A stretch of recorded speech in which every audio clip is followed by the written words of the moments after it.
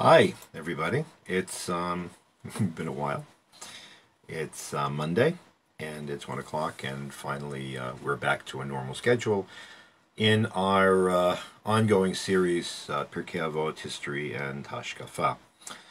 Let me explain what happened the past few weeks. 2 weeks ago, I was on the road and wasn't able to get back in time, so therefore our class was not live. It was recorded and then put up at 2. And last week, simply, I had came back from a 52-hour jaunt to the United States, and I landed that morning. I actually thought that I would be able to teach at 1, but I stupidly thought that if I went to America for a short period of time, that I wouldn't get jet lag. You know, I go and come back so fast that I wouldn't feel it. The truth is that what ends up happening is you end up getting double jet lag because your body has absolutely no idea where you are. So that was a lesson that I learned. I don't know if I'm going to be doing that in a hurry again. In any event, we are continuing in the 3rd chapter. It's actually pretty cool when you think about it. We have covered in depth almost 2.5 chapters, 2.25 chapters of Pirkei Avot, which is, when you do something properly, you feel a sense of achievement, and I think that we really should pat ourselves on the back for even beginning to uncover the many layers of meaning and implications and historical echoes that are found in every one of the passages here. So that's really something that we should be proud of. Anyways, we are in chapter 3, Mishnah 4. Rabbi Chanina ben Chachinai, Omer, Rabbi Chanina ben Chachinai lived in the period after the destruction of the temple. Omer, as we always say, Omer doesn't mean he says, it means he used to say, he was wont to say. This is one of the things that he was noted for. Haneor balayla, if you're up all night, v'hama'alech b'derech yechidi, and if you walk around alone, if you go out alone at night, v'mifaneh or mafneh libo levatala, if you sort of like let yourself daydream, if you sort of like walk around with nothing in particular on your mind, and if you don't use if you're not using your mind, or you're not using it for constructive purpose, harezim et chayeh benafsho. Such a person, his soul is at peril. That's pretty heavy duty stuff. There are many ways to look at this series of statements, but what they all have in common is the proper use of time. Is the proper use of life that you have. I recently posted on Facebook, on my Facebook page, which by the way, you're invited to. You're invited to join. I recently posted yesterday, I think it was, that said that people's major mistake is the idea that get all the time in the world, and you'd be surprised, time goes like that. So the proper use of time, which is a gift from God, it's our lives. Really is the quintessential litmus test as to where are you, what are you at. Interestingly, I just popped into my head, so I'll share it. There's a long-standing prohibition, both in the Torah and in Christianity and in Islam. All three have this in common, that you're not supposed to take interest for loans. Now, how you can have a commercial, how can you conduct commerce without credit is another story. Not for now. But the scholastic philosophers spent a lot of time trying to figure out, why would that be? So strikingly, one of the things that, one of the explanations that they give is the fact that, when you charge interest for money, what is it that you, what are you getting paid for? Because basically, I'm going to lend somebody $50. I'm going to lend the guy $100, okay? And I want 5% to 10% back, but he's going to give me back the money he gave me. So what was the deal? What am I paying for? So one of the explanations is the lender, there was not the lender, the borrower, is paying for the time that he has the money in his possession. And some of the scholastics say that that's actually immoral, because time doesn't belong to us. Time is a gift that is given by God, and it's not something that's in our possession to be able to sell and purchase. So that time is very, very precious. We do terrible things like kill time or waste time or spend time. You have to know to realize that time is a gift, and it's against that background, I think, that Rabbi Chanina ben Chanchina is speaking. So let's break down the various things. Haneyor balayla, if you stay up all night. Now, it's interesting. We're talking about people who are staying up all night, and they have to be up in the morning, so they're not going to function. So that's a sort of inverse waste of time, because people have to know when to sleep, if you can sleep. I mean, there are people that suffer from insomnia. We're not talking about that, but we'll get to that also in a minute. If you look at Maimonides, the way he says you should organize your life, there's no mitzvah. There's nothing to be gained by excessive asceticism, depriving yourself of the world, or not taking care of yourself physically. Rav Kook, in the beginning of his famous book Orot HaTshuva, The Lights of Repentance, says that the first thing you need to do is to do tshuva physically. What does that mean? Is to repent physically means take care of yourself. You have to make sure that your body is functioning. You should do exercise to the degree that the doctor says you can. You should eat healthfully.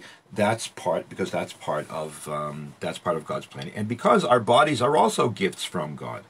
Not ironically, but one of the things that people are not aware of enough sufficiently is that there is a fundamental cleavage between the Jewish attitude towards certain things and the Western attitude toward different things.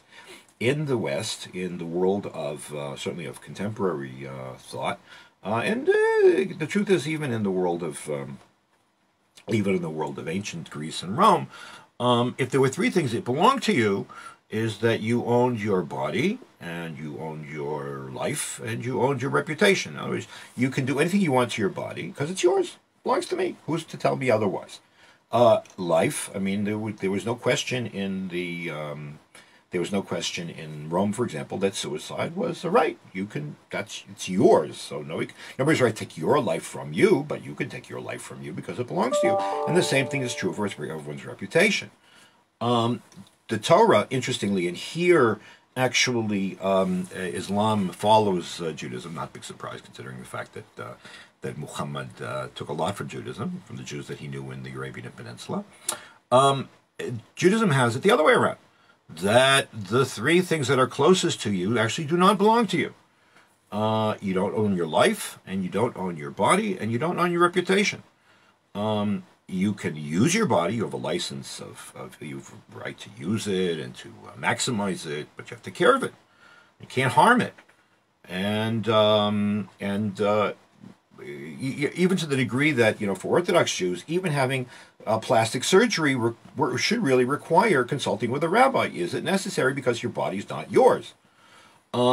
Similarly, Judaism is against suicide. Now, most people who commit suicide today, unfortunately, they're usually depressive and so on, so they're not punished anyway for that. We no longer bury such people outside the cemetery and stuff like that. But in principle, your life is not your own. So, which means that you have to use your life constructively. You can use it for fun, although there's no word in Hebrew for fun, but that's another discussion. You're supposed to use your life constructively. You can enjoy it, as I said, but you're not supposed to. You can't waste it. So I think that's one way of looking at what Rabbi Chanina is saying. If you have to work all day and you stay up all night, then you're going to be a physical wreck. If you're going to be a physical wreck, you don't have a right to become a physical wreck. You put your soul in peril because if you're a person of faith, you believe you have a soul. And if you believe you have a soul, so ultimately you're going to have to We saw this in the first Mishnah of Rabbi Kavya ben Mahalalel, that people of faith believe that they have to make an accounting after 120 to God. So you have a gift, use it properly and modality. Similarly, don't go out in the streets, don't endanger yourself needlessly. Because it's true. Listen, I don't know what the case is. I don't know what the situation in crime is elsewhere. But I know that there are plenty of places in Israel that you shouldn't go alone. You shouldn't walk out alone. Certainly, up until relatively recently, up until the modern period, certainly going out in the middle of the night from the city was crazy. Because there were always robbers. You put your life in your hands. You always went with somebody else, and you always went armed. V'amafnel or mifaneh, you open up your arm, or you turn your, I open up your heart, you'll turn yourself. Levatala, you don't use your heart or your mind constructively. I mean, I actually should accuse myself too much social media, too much too much television, whatever. Then you put your soul at risk. How do you put your soul at risk? It's not just a matter of, because the soul is meant to be fed. The soul is meant to be developed. If you always Maimonides, I would say I would need to develop my mind, because it's the part of my mind which is developed, which survives after one dies. The rest of the soul goes with the body, but the one part that stays, that exists after 120 in heaven, that's your intellect. And if you don't develop your intellect, so what's there going to be? You may make it to the next world, but as he says, and as Maimonides says in the guide in one place, that's all very well, but you don't you want to sit in the second balcony? You want to sit in the orchestra? That's one run through, one way to look at the Mishnah. I would suggest that there's something more there's another way to approach this. What do you mean being up at night? Hanei or balayla? Because the statement here, that statement that being alone is awake all night is a problem. It contradicts something Maimonides himself says in his code. And I'm going to read it. I'm going to read it through. I think I have my English translation here. If I have my English translation, then that's easier because it'll go more quickly. This book that was put together by my teacher, Professor Twersky. It's called Maimonides Reader. Highly recommend it for those of you who have trouble with Hebrew. Here it is. Save me time to translate. Maimonides, when he talks about the person who is really on the right path, writes as follows: while it is a duty to study by day and by night. By the way, study doesn't mean having a book in front of you, although now that we have what's it called? Now we have smartphones. There's no excuse for not studying Torah of any time, of whatever time. While it is a duty to study by day and by night, most of one's knowledge is acquired at night. Accordingly, when one aspires to win the crown of the Torah, he should be especially heedful of all his nights, and not waste a single one of them in sleep, eating and drinking, idle talk, and so forth, but devote all of them to the study of Torah and source of wisdom. That doesn't mean you don't sleep. That means that you should set aside time to study, and not just go out and party. The sages said, that sound of the Torah has worth which is heard at night, as it is said, arise, cry out in the night. And whoever occupies himself with the study of the Torah by night, a mark of spiritual grace distinguishes him by day, as it is said. And he's got a verse. Why the emphasis on the night? So basically, first of all, we're so not used to the kind of reality that people lived in until recently. First of all, up until the 20th century, and to this day in certain parts of the world, nighttime was dead time. People went to sleep when the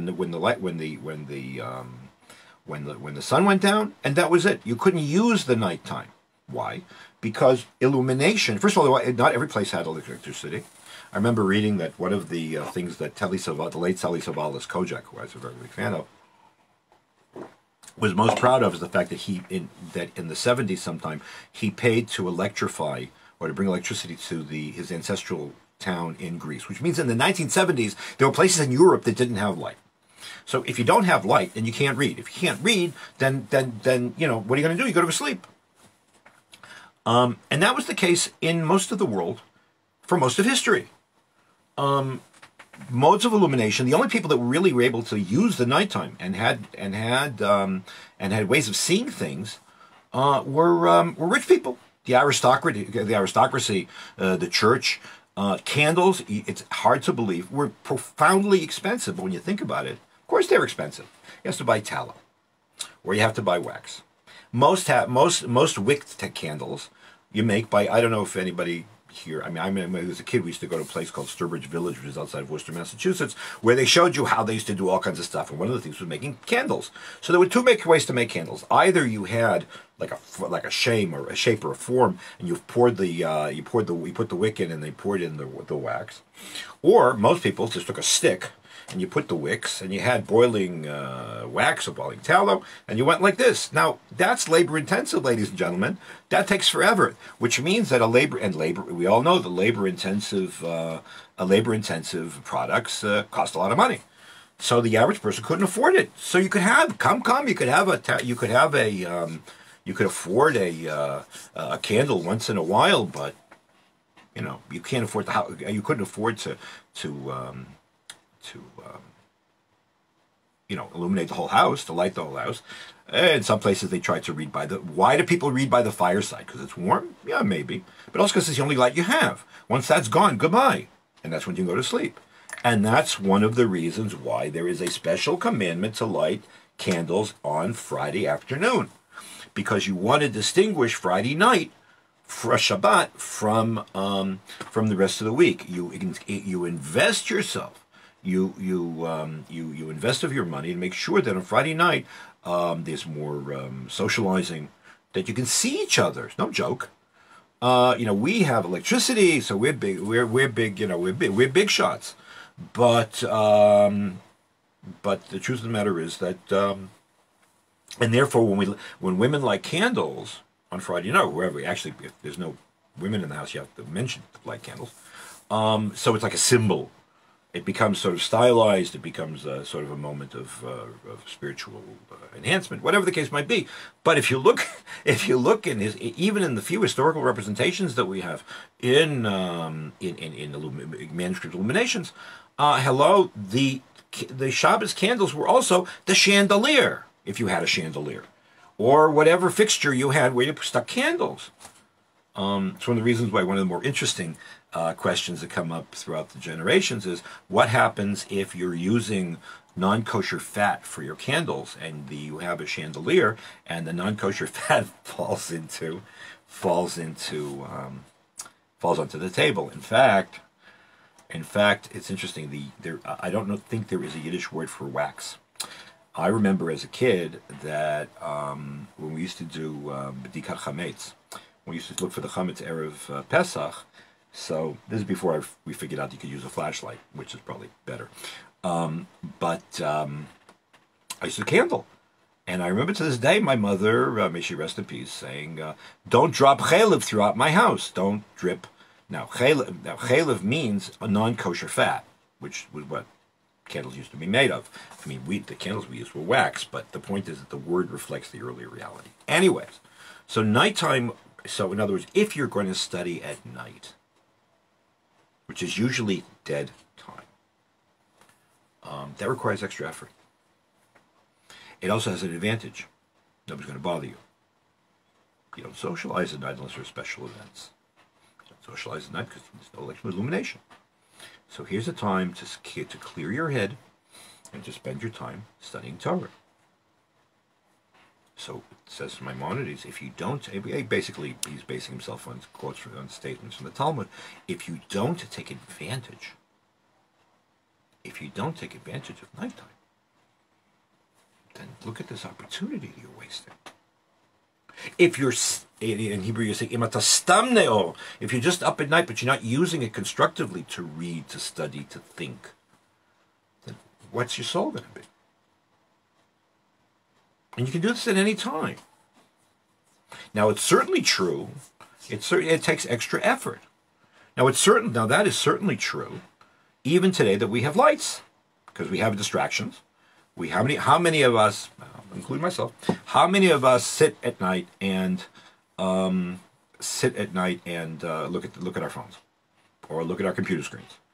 They say, oh, the blue light will keep you up. So now they have a filter for I think orange, so that the orange light doesn't keep you up. It doesn't fire your neurons. But that's not the point. This is straight, quiet time to think and to study and to grow. So how will Maimonides respond to the idea, but there's no lights. I can't read anything. So yes, I think there were two possibilities. First of all, it means I think the implication is that you should save up and have a certain amount of illumination so you can read. But don't forget that Judaism always, and it's still true to a certain degree, always preferred a combination of memorization and thinking. In other words, there is always this preference throughout Jewish literature for people memorizing things. Because once you memorize something, then you can start thinking about it. Because the process of study is a multi-stage process. It starts with decoding, and then you know what the words mean apparently, but then you start thinking about them. And that's where real study becomes. That's where real learning. That might be study, but then what's important is learning. And it's that activity of thinking and deepening one's understanding, which goes well with nighttime because you're not distracted. You should be calmer. And so there's not necessarily a contradiction between darkness and thought, darkness and study. They say that all right, he was a unique person. I mean, I don't know if he's a person you'd want to imitate anyways. Excuse me, but Immanuel Kant basically they never left Königsberg, what's called Kalinin today, in East Prussia, and he developed his whole philosophy by just walking back and forth and thinking. All right, so that's an extreme case. But the idea that you shouldn't, you can just detach from the rest of the world and contemplate what's important and what's life and work, how can you improve yourself and how can you help other people and all this stuff. That all begins to come by association and by thinking when you're detached from the rest of the distractions, and that's at nighttime. Moreover, since the study of Torah is a spiritual activity, it's not just an intellectual activity, it's a spiritual activity. It's also it's a place where, as Rav Soloveitchik used to always say, that studying studying Torah is a moment in which one meets God. So that nighttime, when your inhibitions are lower as well, is a good time to have this kind of. I mean, it's not for nothing that spiritual people tend to go out into the forest or wherever at night, because it's again more relaxed. Somehow you're more emotional, which means you're more open to the kind of meeting with the divine, or the more spiritual moment that, in fact, accompanies the study of Torah, which is a combination of a religious action at the same time as it's an intellectual action. It combines heart and mind. So in that light, I think you get a bigger desk. At that light, all the pieces of Rabbi Hanina ben Chachinai's statement come together. Hanei or balayla, meaning if you stay up all night and hurt your body, or you're up all night and sort of, endangering yourself and, concentrating on things which are of transient worth at best, you put your soul at risk because there's better things to do. How did Socrates put it? The unexamined life is not worth living. We are distracted by all kinds of silliness, and every one of us has insights that we can develop, and then and that's what comes from Torah study at night. I'll add that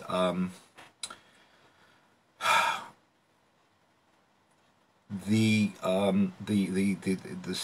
idea that you study Torah at night also is a question of it's very well posed in terms of our kind of many people who work all day and they don't have time to Torah study at night.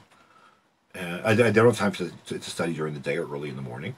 So the only time you have is nighttime. By the way, Torah study could be chumash, it could be philosophy, it could be Gemara, it could be halacha, it could be poetry, it could be all kinds of stuff. I mean, studying the prayer book is studying Torah. In fact, I wish everybody would study the prayer book more often. Then prayer wouldn't be so rote. It's a beautiful book. But we think, oh well, if you don't study the Jewish equivalent of astrophysics, then you're not counting. You don't count for anything. No, not true. In fact, one of the things I've thought about was when we finally, we will eventually get there, when we finish Pirkei Avot, I actually was thinking about switching the topic of this class to examining the prayer book, because it's a tremendous wealth of spiritual and historical and moral instruction. Anyways, this is the time you got.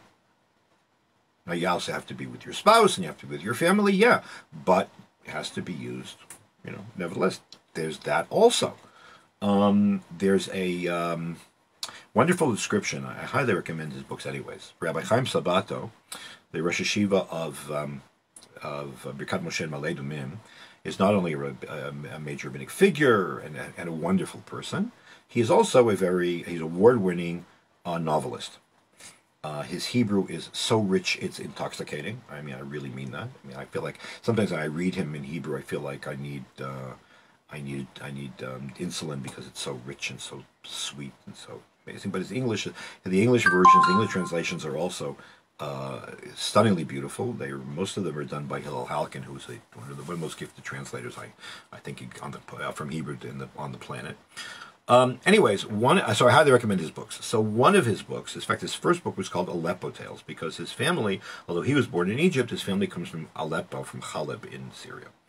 And his grandfather and great-grandfather, Chachamim Shweka, were the really leading rabbinic authorities, leaders in Haleb. And he describes there the scenes in Haleb that he heard from his grandfather, Chacham Shweka, his mother's father, as to how the Jews of Haleb used to spend their days. They were all in business. Everybody, the rabbis, the lay people, everybody worked for a living. They were all overwhelmingly merchants. Some of them were tradesmen or craftsmen. The community, the people would get up at midnight. In other words, they go to home, they go to sleep, because it's not long, right?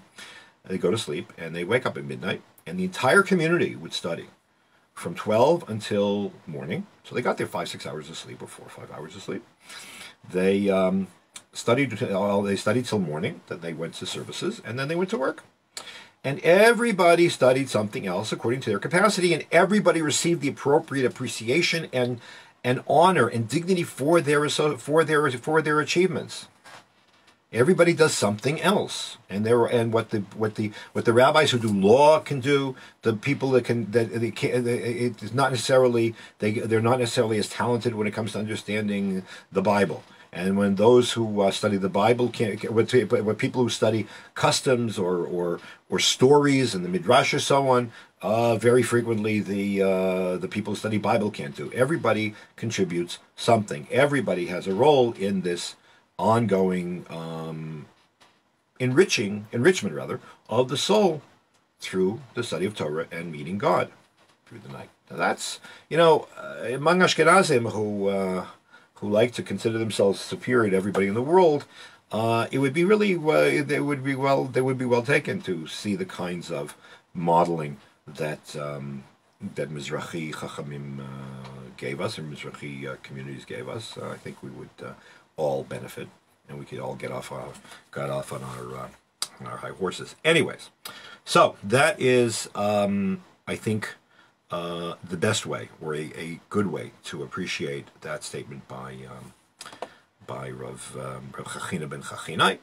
And we will continue our discussion next week at this time. The shir will be available obviously at the Facebook website, which is being we're simultaneously broadcasting this. It's called Daily Torah Talks and Lunchtime Learning Live Streams with TAIS, because the sponsor. This is done in the framework of the Tel Aviv International Synagogue on Frischman Street in Tel Aviv, where I had the privilege of actually spending Shabbat as a substitute rabbi, which was great. It's a wonderful community. All kinds of people. I had the opportunity to give a class 3 times simultaneously in Hebrew, French, and English, which was a challenge, but I think I think it worked out okay. And it will also be this year will also be put up on my YouTube channel and Facebook page, and in the audio will be uploaded to yutorah.org. So I encourage you to share it, and I encourage, more importantly than anything else, I encourage everybody to comment. If you think I'm wrong, let me know. If you have questions, let me know. You can PM me or DM me. People say different things. And we will see you next week. And have a good, happy Lag BaOmer on Thursday. Just be careful with the fire. Bye.